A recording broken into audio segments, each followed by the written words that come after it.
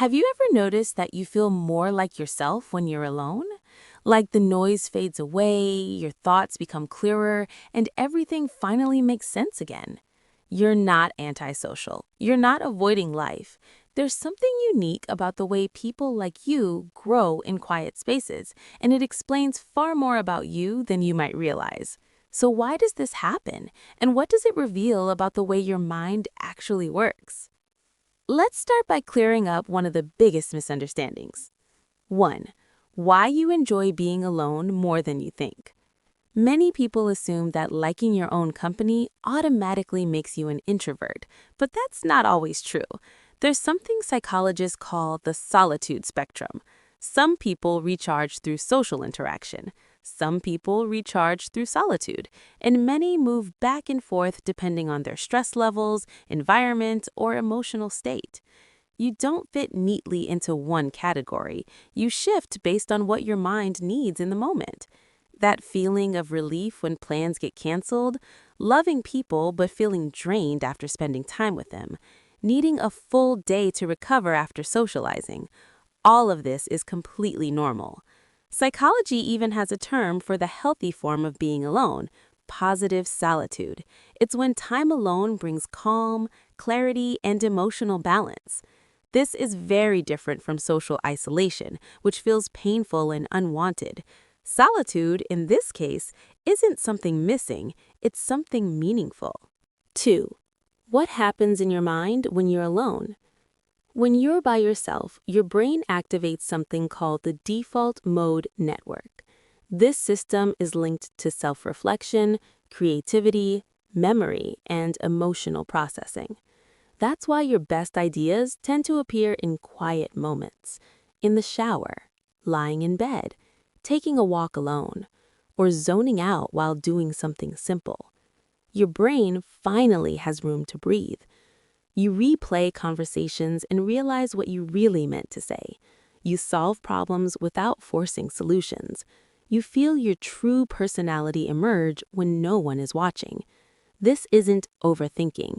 It's your mind sorting, healing, and organizing itself. Spending time alone also strengthens your sense of identity, knowing who you are without external noise, and builds emotional resilience, the ability to comfort and steady yourself during difficult moments.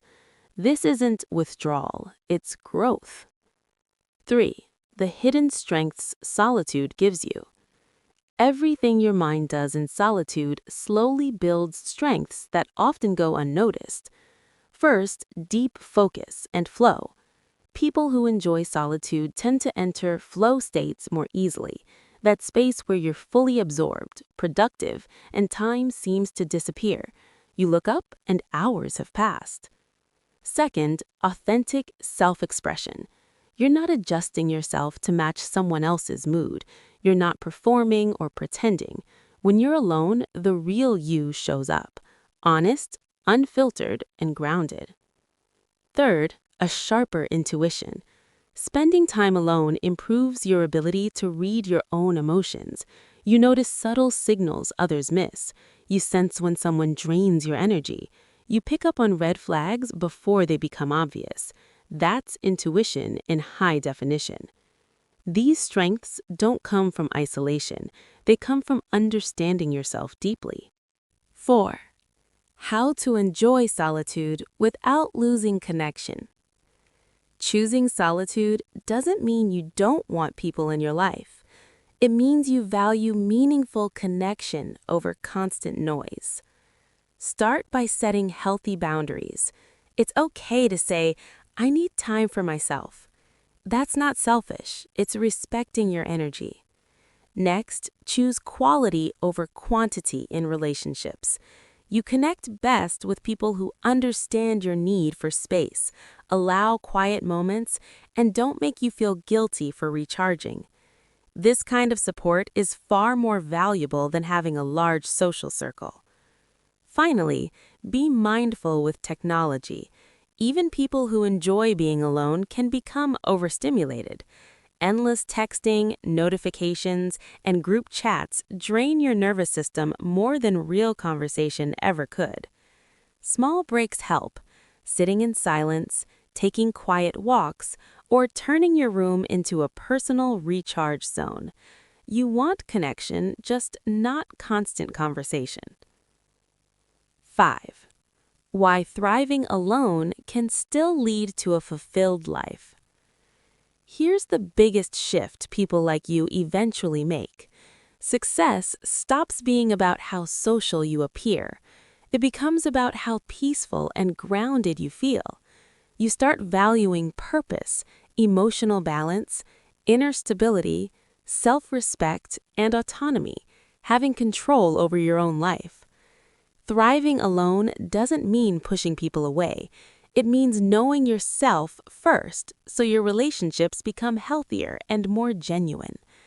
Have you noticed that you're a better friend, partner, or family member after you've had enough time alone? That's because solitude restores your clarity and energy. You build yourself in quiet moments, then return to the world with more presence, warmth, and intention. So if you've ever felt guilty or strange for needing space, remember this: your quiet places aren't empty. They're where you grow. They're where your mind resets.